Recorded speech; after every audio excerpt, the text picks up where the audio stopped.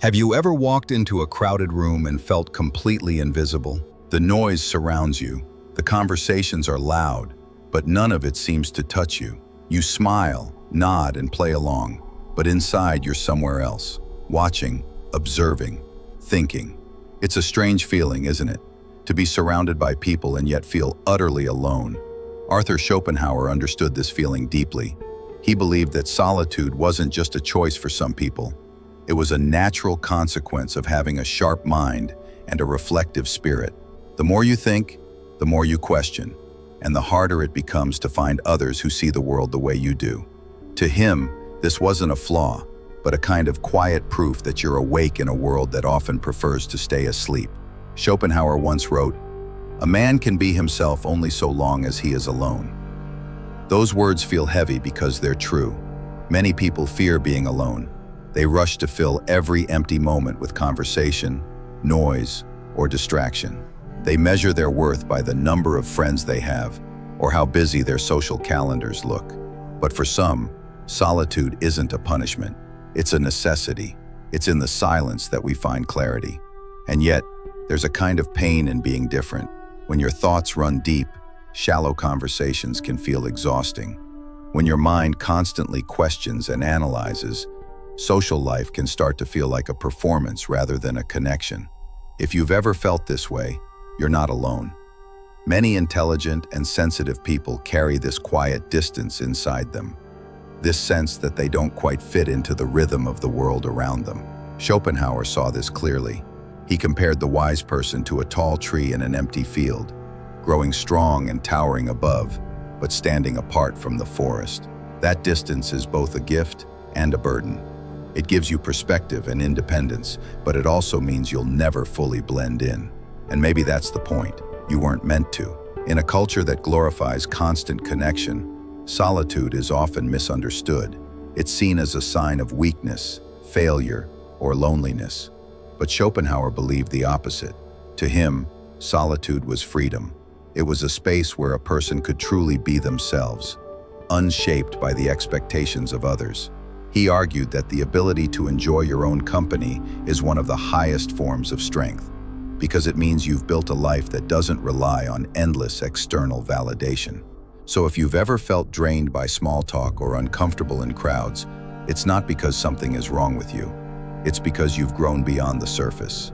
You're searching for something deeper, something real, and that journey will always require a measure of solitude. This isn't about rejecting people or living in isolation forever. It's about reclaiming your own space in a noisy world. Schopenhauer's philosophy reminds us that solitude isn't emptiness. It's where truth is born. And perhaps that's why intelligent people often feel alone, because they've chosen, consciously or not, to walk a path most people never dare to explore. We live in a world more connected than ever. With a few taps, you can send a message across the globe, join an online community, or scroll through endless photos of smiling faces. On the surface, it looks like loneliness should be a thing of the past. But have you noticed how this constant connection often leaves you feeling emptier than before? Schopenhauer would not have been surprised. He believed that much of what we call connection is only an illusion, a way to distract ourselves from the deeper truth that most relationships are built on convenience, habit, or social expectation, not true understanding. If you've ever been in a group and still felt like an outsider, you know this feeling. You laugh when they laugh, you nod when they speak, but it feels like you're wearing a mask. You sense that your thoughts, your way of seeing the world, simply don't fit into the conversation. It's not arrogance or pride, it's just that your mind is restless. You crave depth while the world around you seems content to skim the surface. Schopenhauer believed that this tension is inevitable for those who think deeply. The majority of people, he argued, are satisfied with living on the surface. Their happiness is tied to entertainment, gossip, and distraction. But for someone who questions everything, this surface-level happiness feels fragile, even fake. He compared society to a crowded marketplace, where everyone is talking but no one is truly listening. And maybe you felt this too, that longing for a single conversation that feels real, where you don't have to explain yourself or tone yourself down. That craving for someone who understands not just your words but your silences. Schopenhauer would say this craving is proof of your intelligence, not because you're better than others, but because your soul is searching for something real. This is why solitude, for deep thinkers, feels like a relief. It's not about disliking people. It's about finally being able to breathe. When you're alone, you don't have to perform. You don't have to twist yourself to fit into the noise of society. You can let your mind wander freely, follow your curiosity, and rediscover who you are without the constant feedback of others. But this freedom comes at a cost. People may see you as distant or antisocial. They may not understand why you'd rather stay in and read than go out and party, or why you seem so comfortable being alone. Schopenhauer argued that this misunderstanding is part of the price of wisdom. Most people fear solitude because it forces them to face themselves. But for those who've made peace with their inner world, solitude becomes a sanctuary. In fact, Schopenhauer believed that the ability to be alone is one of the highest achievements of a developed mind. To him, solitude wasn't loneliness, it was proof of inner wealth. People who constantly chase noise and company, he said, are often trying to escape their own emptiness. But the person who can sit quietly, content with their own thoughts, has already discovered a rare form of strength. Think about that for a moment. How many times have you reached for your phone just to avoid sitting in silence? How often do you go out not because you want to, but because you're afraid of missing out or being judged? These habits are easy to justify, but they often pull us further away from ourselves. Schopenhauer's philosophy reminds us that solitude is not punishment, it's an invitation. It's a chance to stop running, to slow down, and to finally hear the quiet voice inside you that the world drowns out. So, if you often feel disconnected in social settings, it doesn't mean you're broken. It means you're sensitive enough to notice when something feels shallow. It means your mind is searching for more than noise.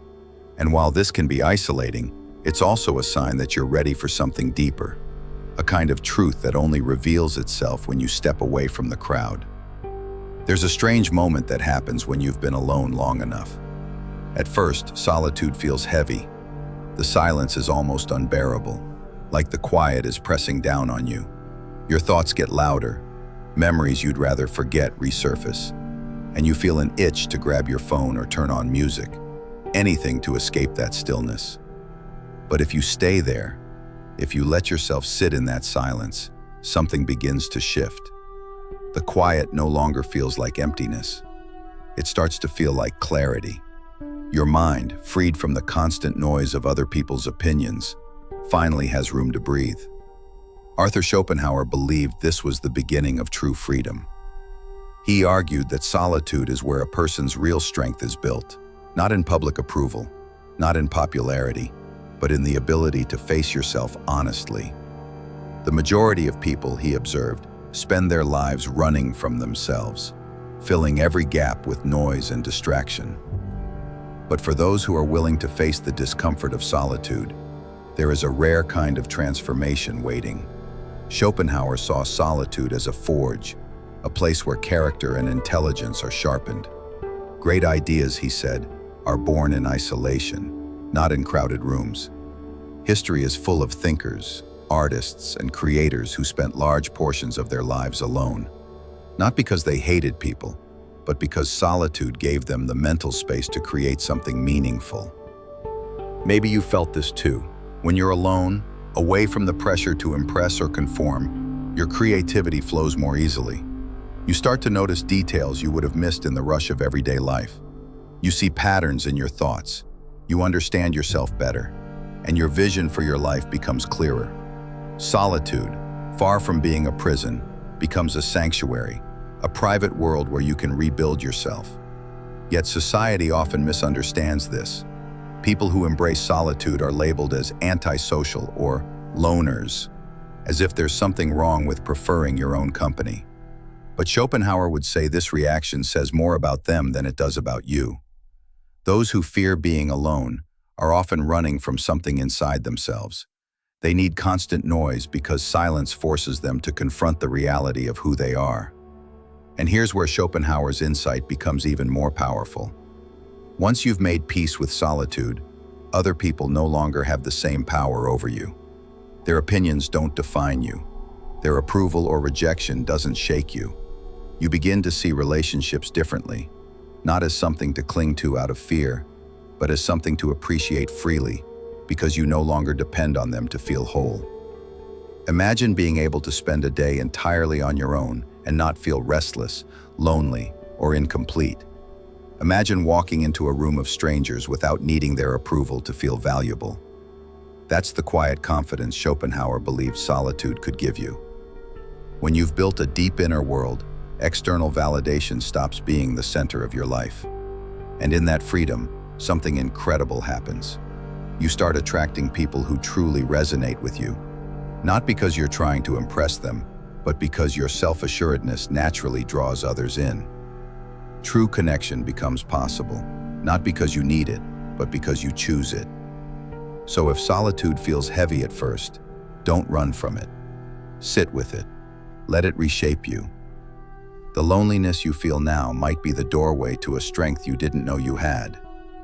Schopenhauer believed solitude wasn't just a choice, it was a necessity for anyone seeking truth. It's the place where illusions fade, where you finally meet yourself without all the masks, and where you begin to see life for what it really is. When you choose solitude, people notice, and often they don't understand. Society tends to view constant busyness and social activity as signs of success. A full calendar, a large circle of friends, and a loud, vibrant lifestyle are celebrated. But a person who prefers quiet, a person who chooses time alone over crowded gatherings, they are often labeled as strange, antisocial, or even lonely. Schopenhauer saw this misunderstanding as a natural divide between people who live on the surface and those who see beyond it. He believed that most people are content with distraction. Their lives revolve around entertainment, gossip, and shallow pleasures. This doesn't make them bad. It simply means their priorities are different. But for a deep thinker, these surface-level interactions feel empty. When your mind is constantly searching for meaning, small talk feels like noise. This is why solitude can be isolating, not just because you're alone, but because the world often makes you feel like something is wrong with you for wanting it. Schopenhauer argued that intelligence often creates a sense of separation. The more you understand about life, the harder it is to blend in with people who never stop to question it. He compared life for a deep thinker to walking through a carnival. Colorful, noisy, exciting for many, but to someone searching for truth, it feels hollow. And yet, solitude isn't a rejection of humanity. It's a different way of connecting with it. When you step back from the constant noise of society, you gain perspective. You see the patterns that others miss. You notice the motivations behind people's actions, the subtle ways culture shapes our behavior, and the quiet truths hidden beneath the chaos of daily life.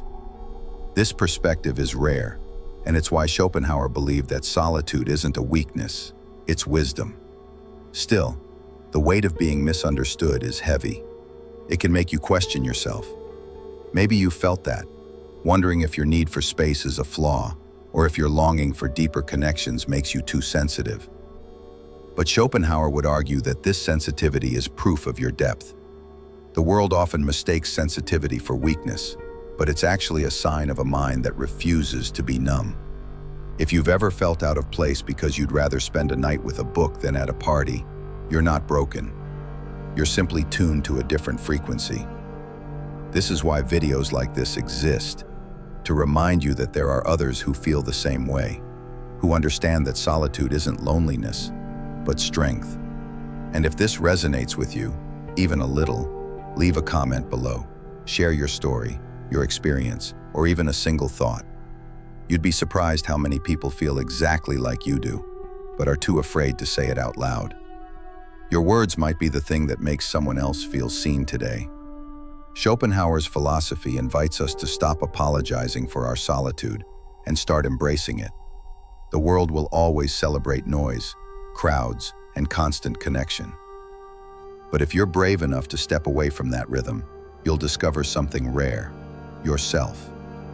And once you've experienced that depth, No amount of misunderstanding or judgment can take it from you. Solitude can feel heavy at first. The quiet can feel like a weight pressing down on you, and if you're not used to it, it can seem unbearable. That's why so many people avoid it.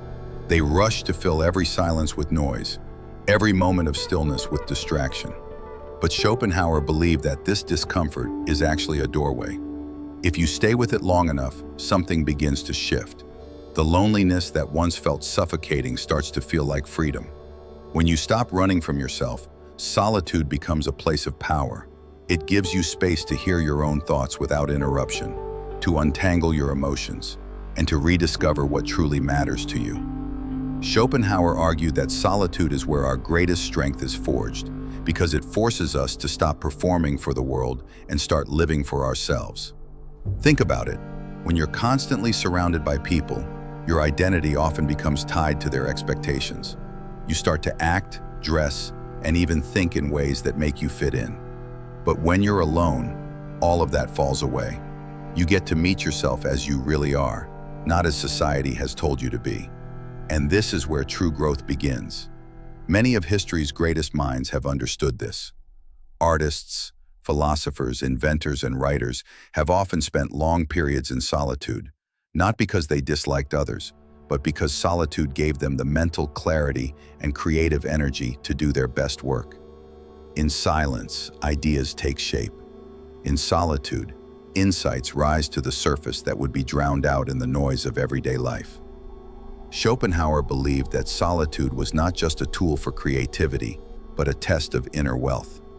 He once wrote that a person who feels content alone shows they have an inner richness that others might never understand. The ability to sit with yourself in peace is proof that you've built a world inside that doesn't rely on constant stimulation to feel alive. But this transformation doesn't happen overnight. The path to peace through solitude is not an easy one. It takes courage.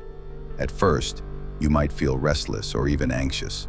You might feel a temptation to reach for your phone, scroll endlessly, or drown out the silence with television or music. That's because silence has a way of revealing what we've been avoiding. But Schopenhauer would argue that this is exactly why solitude is powerful. It shows us the parts of ourselves we need to face in order to grow. And as you grow more comfortable in your own company, something profound begins to happen. The opinions of others start to lose their hold over you. Rejection stings less. Social judgment no longer dictates your choices. You stop living for approval and start living for truth. This doesn't mean you isolate yourself completely. It means you choose relationships out of genuine connection, not fear or obligation. This kind of self-possession is rare in a world obsessed with validation. Schopenhauer believed that most people live like actors on a stage, playing roles to gain applause. But for those who embrace solitude, life becomes less about performing and more about authenticity. When you're no longer desperate to impress, you start attracting people who genuinely resonate with who you are. Solitude becomes a sanctuary. It's no longer something you endure, but something you treasure. It's where you recharge, where you think deeply, where you rediscover your creativity and rebuild your confidence. And when you emerge from that solitude, you carry a quiet strength that others can feel. So while the world may see your need for solitude as unusual, Schopenhauer would tell you it's a sign of wisdom. The ability to be at peace alone is one of the highest achievements of the human spirit. It means you've stopped running, stopped pretending, and finally started to live on your own terms. Schopenhauer believed that solitude isn't a sign of weakness, but a mark of strength. To choose your own company over noise and distraction is to reclaim your life. In a world that constantly tells you to be louder, faster, and more connected, choosing stillness is an act of quiet rebellion. It's saying, I don't need the world's approval to feel alive. When you make peace with solitude, you stop living as a reflection of other people's opinions. You stop chasing validation and start creating meaning. Schopenhauer understood that this freedom is rare. Most people spend their lives trying to fit in, but those who dare to stand apart often find something much greater: themselves. Maybe you felt this shift too. That moment when you realize you're no longer afraid of being alone. That moment when the silence that used to scare you now feels like home. This is the transformation Schopenhauer spoke of. The moment solitude becomes not loneliness, but liberation. And perhaps that's why intelligent people so often feel alone, because they are willing to see the truth. They are willing to step away from the crowd, even if it means walking a harder road. That courage is what sets them apart. If this message spoke to you, share your thoughts in the comments. Your words might help someone else realize they're not alone in feeling different. And if you'd like to explore more wisdom from thinkers like Schopenhauer, Jung, and Huxley, consider subscribing. This is more than a channel. It's a space for people like you, people searching for meaning in a noisy world. Life isn't defined by how many people surround you. It's defined by the depth of your understanding, the courage to be yourself, and the strength to walk your own path. Schopenhauer reminds us, solitude is not emptiness. It is the place where truth is born. And perhaps, in choosing it, you've already found a freedom that few will ever know.